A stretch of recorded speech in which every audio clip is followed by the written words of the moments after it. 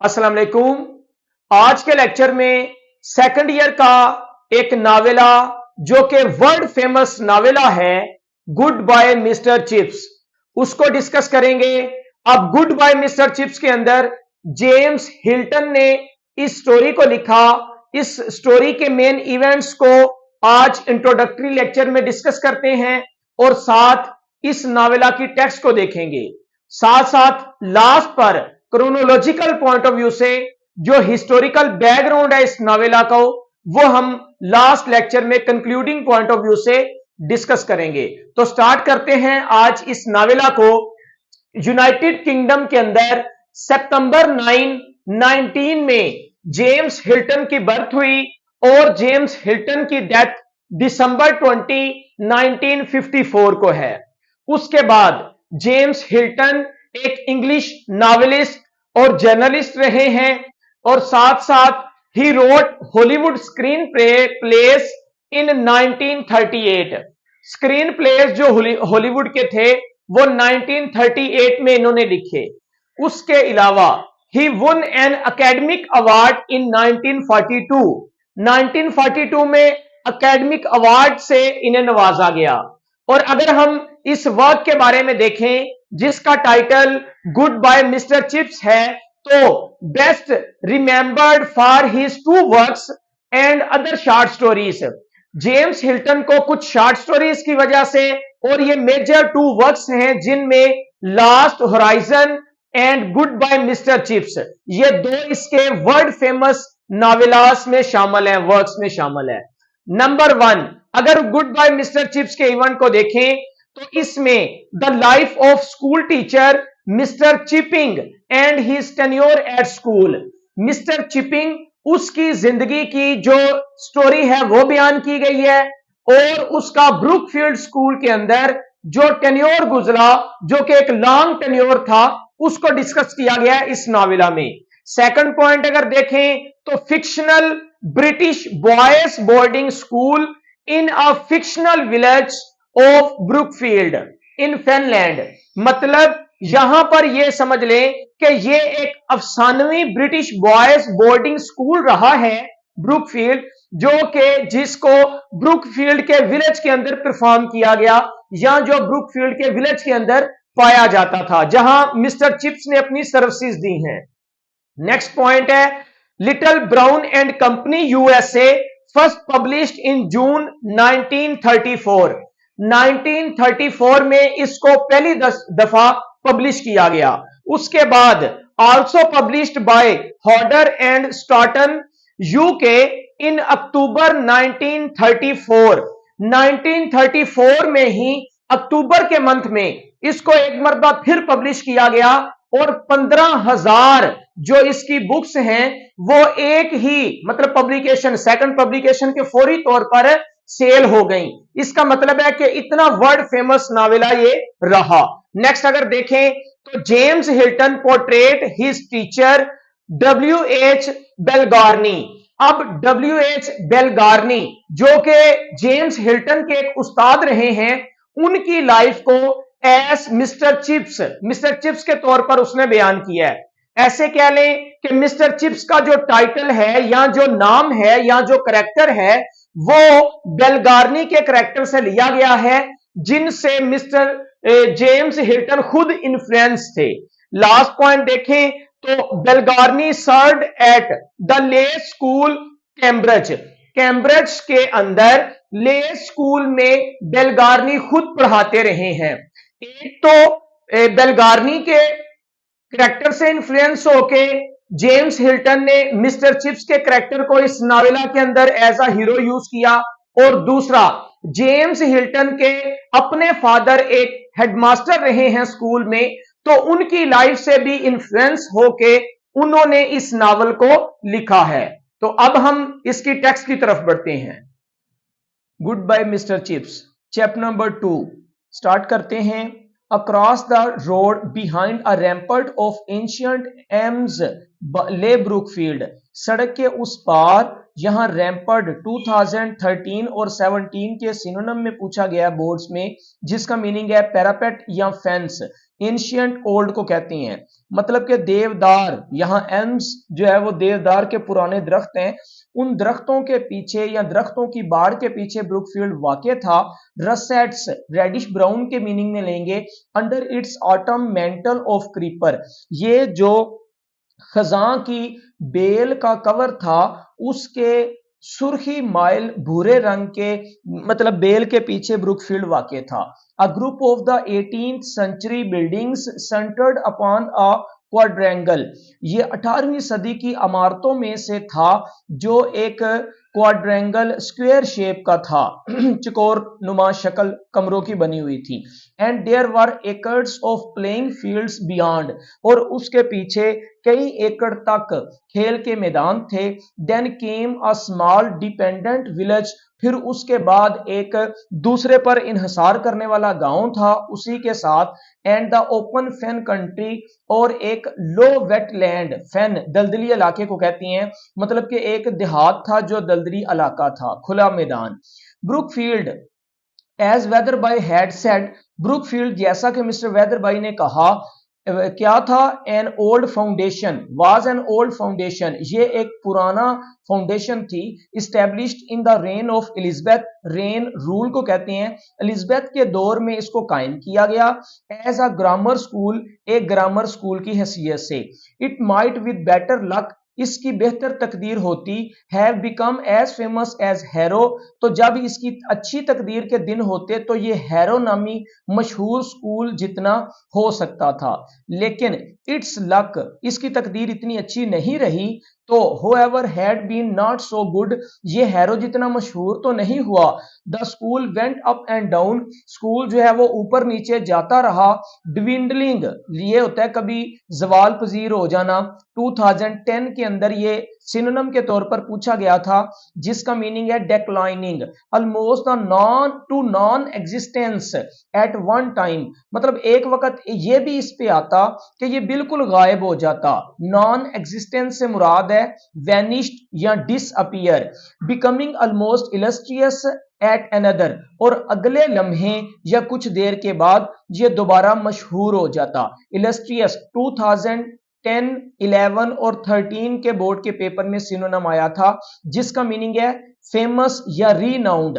It was during one of these latter periods, और बाद के अदवार के अंदर, in the reign of the first George, George अव्वल के दौरे हुकूमत में, that the main structure had been rebuilt and large additions made, जो बुनियादी ढांचा था इस स्कूल का उसको दोबारा तामीर किया गया और इसके अंदर वुसअत भी की गई। लेटर, और उसके बाद, after the Napoleonic war, Napoleonic war के बाद, and until mid Victorian days, और मिड विक्टोरियन के दिनों तक, ये जो नेपोलियनिक वार थी ये 18 मई 1803 में स्टार्ट हुई और 20 नवंबर 1815 के दरमियान ये चलती रही। 1815 को इसकी एंड हुई।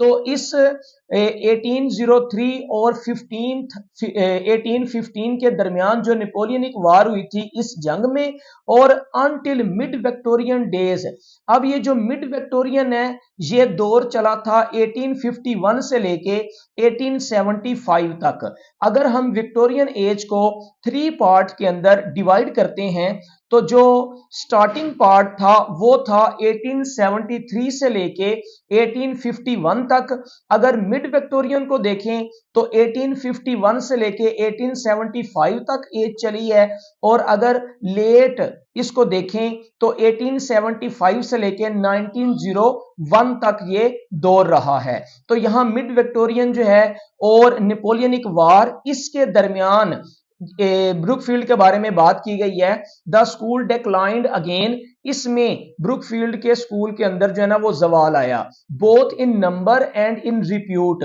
इसकी तादाद में भी और इसकी फेम के अंदर या शोहरत में भी। वेदर बाई हु केम इन 1840, जो 1840 में आया था, रेस्टोर्ड इट्स फॉर्चून समवट, उसने कुछ हद तक इसकी तकदीर में बेहतरी लाने की कोशिश की। रेस्टोर्ड, रिटर्न्ड के मीनिंग में लेंगे। But it's subsequent history never raised it the front rank status, लेकिन इसकी जो सक्सेसिव या फॉलोइंग हिस्ट्री सी तारीख थी वो इसे पहले दर्जे का स्कूल ना बना सकी।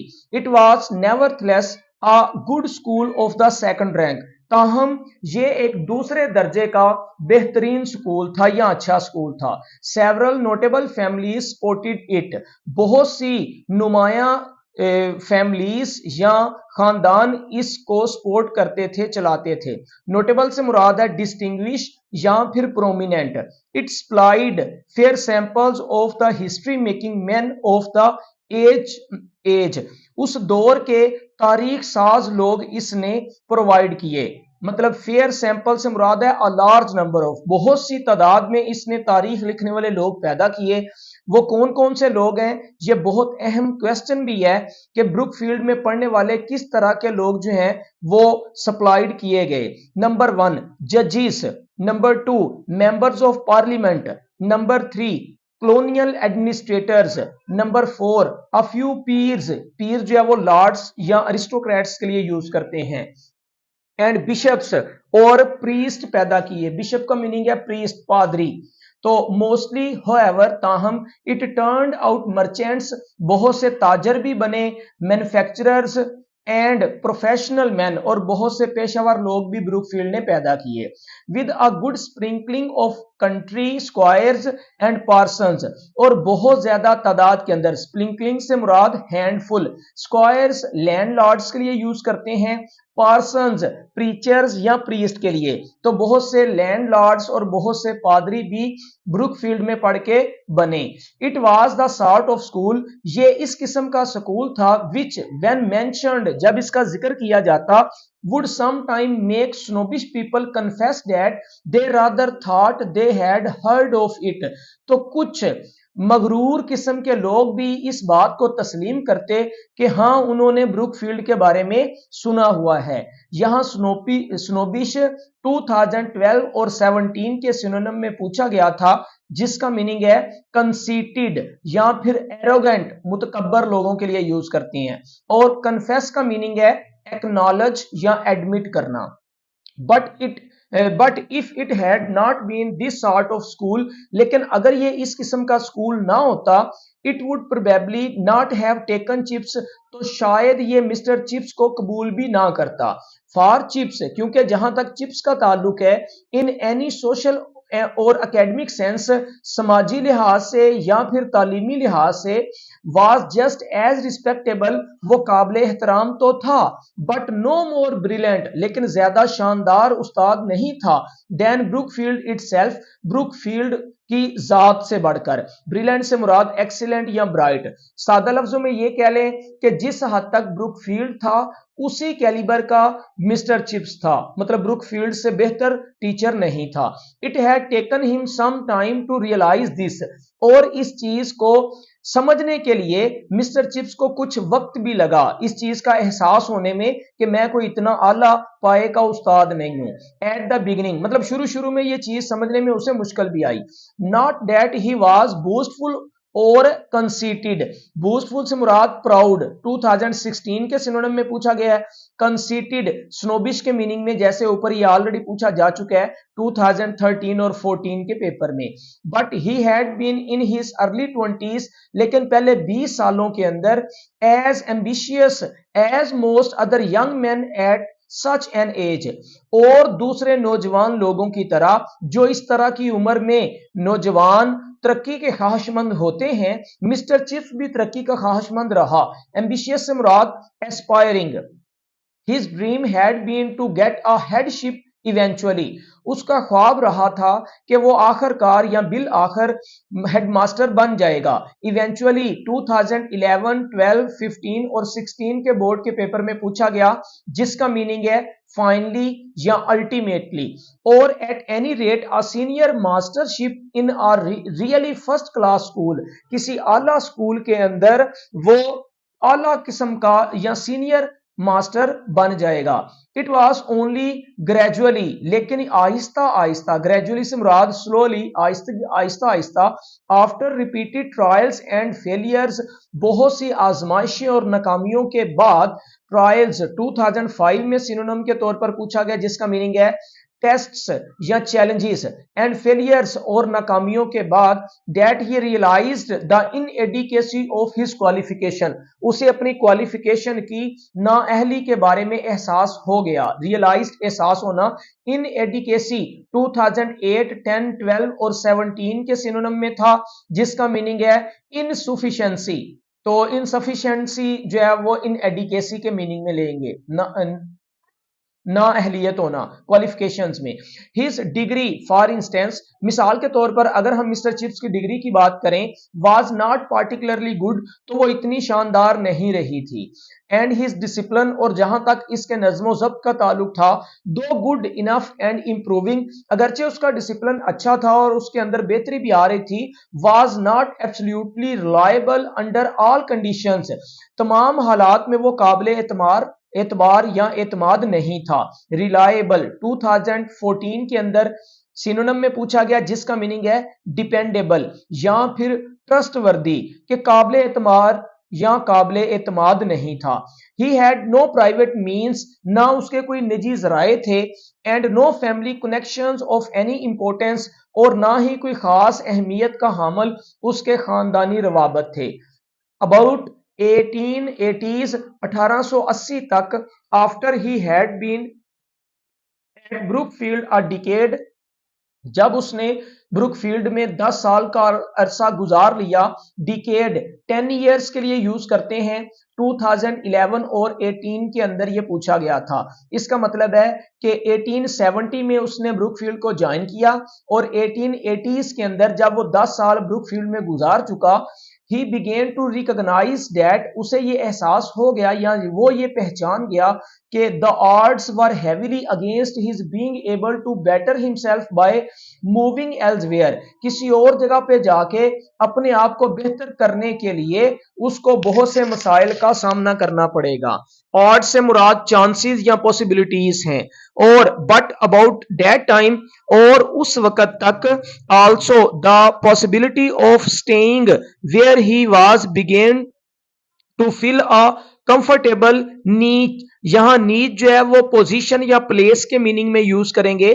2009 के बोर्ड के पेपर में पूछा गया, तो वो कहता है कि जहां वो है अगर उसी जगह पर वो रहे, इन हिज माइंड, तो मतलब ऐसे कह लें कि जहां वो था उसके जहन के अंदर वो जगह बहुत ज्यादा पुरसुकून बन चुकी थी। जैसे कि वो ब्रुकफील्ड में था तो वो ब्रुकफील्ड में रहना ही पुरसुकून अपने आप को समझता था। एट 40 साल की उम्र में, he was rooted, settled and quite happy, वो बहुत ज्यादा फ्लोरिश हो चुका था। रूटेड फ्लोरिश होना या एडजस्टेड, सेटल्ड जो है वो एडजस्टेड के मीनिंग में है, और बहुत खुश था। एट 50, और जब मिस्टर चिप्स 50 साल का हुआ, he was the डॉइन of the staff, तो वो सीनियर मेंबर हो चुका था स्टाफ का। डॉइन 2008, 11, 12, 15, 17 के पेपर में पूछा गया जिसका मीनिंग है सीनियर मेंबर। एट 60, और जब वो 60 साल का हुआ, under a new and youthful head, जब उसके मतलब कि एक नौजवान और एक नए हेडमास्टर के तले काम कर रहा था। ही वॉज ब्रुकफील्ड, वो एक ब्रुकफील्ड था, the guest of honour at old Brookfieldians dinner, और पुराने ब्रुकफील्डियन डिनर्स के अंदर वो एक गेस्ट ऑफ ऑनर या मेहमान खसूसी के तौर पर भी होता। The court of appeal in all matters affecting Brookfield history and traditions, Brookfield की तारीख और ब्रुकफील्ड की रवायात को मुतासर करने वाले तमाम मामलात के अंदर इसका फैसला हतमी समझा जाता, कोर्ट ऑफ अपील होता था। एंड इन 1913, और 1913 में, व्हेन ही टर्न्ड 65, जब वो 65 साल का हुआ, ही रिटायर्ड, तो वो रिटायर हुआ। Was presented with a cheque and a writing desk and a clock. ये याद रखिएगा, इंपॉर्टेंट है कि उसे एक चेक दिया गया, एक राइटिंग डेस्क दिया गया और एक क्लॉक दिया गया रिटायरमेंट के दिन। और कब रिटायर हुआ? 1913 में। And when across the road and went across the road to live at Mrs Wickett's. और मिसिज विकट के यहाँ रहने के लिए वो सुकूर के बिल्कुल स्कूल के पार चला गया। अ डिसेंट करियर, एक शानदार उसकी प्रोफेशनल लाइफ डिसेंटली क्लोज्ड, बड़े शानदार अंदाज में इख्तिताम पजीर हुई। और 3 cheers for old chips, 3 cheers mister chips के लिए बजाई गई, मतलब 3 दफा तालियां बजा के उसको बहुत ज्यादा सराहा गया। दे ऑल शाउटेड, सारे लोग चिल्लाए और बहुत ऊंची आवाज में उसको दाद दी। At that uproarious end to term dinner, और इस एंड टू टर्म डिनर के बहुत ज्यादा पुरशोर लम्हात के अंदर, अप्रोरियस कहते हैं नॉइजी या ट्यूमल्टुअस। 2010, 12 और 13 के सिनोनिम में पूछा गया। 3 चीयर्स इंडीड, दर हकीकत 3 दफा उसे दाद दी गई। ये बोर्डिंग स्कूल के अंदर जब किसी को सराहना होता तो 3 दफा यक आवाज होके नाराबाजी की जाती थी। But there was more to come, लेकिन अभी बहुत कुछ होने वाला था। एन अनगेस्ड एपिलॉग, और एक अनएक्सपेक्टेड आखिरी हिस्सा अभी होना था। यहां पर अनगेस से मुराद अनएक्सपेक्टेड, और एपिलॉग कहते हैं लास्ट पार्ट। 2008, 10, 14 और 15 के अंदर ये सिनोनिम में पूछा गया था। एन एनकोर, एंकर कहेंगे repeat performance on demand of the audience, जब ऑडियंस के कहने पर कोई परफॉर्मेंस को रिपीट किया जाए तो उसे कहते हैं encore. An encore play to a tragic audience, इन अलमनाक ऑडियंस के अंदर दोबारा परफॉर्मेंस जो है वो रिपीट अभी की जानी थी। ये करनी से मुराद ये है कि जब वो रिटायर हो जाएगा तो फिर उसे खुद हेडमास्टर कहेगा कि तुम कुछ देर के लिए ब्रुकफील्ड में पढ़ाने के लिए आ जाओ, और इसे एहसास होगा कि मैं कितना ज्यादा अहम हूं ब्रुकफील्ड के लिए। Thank you for watching this video. अस्सलाम वालेकुम।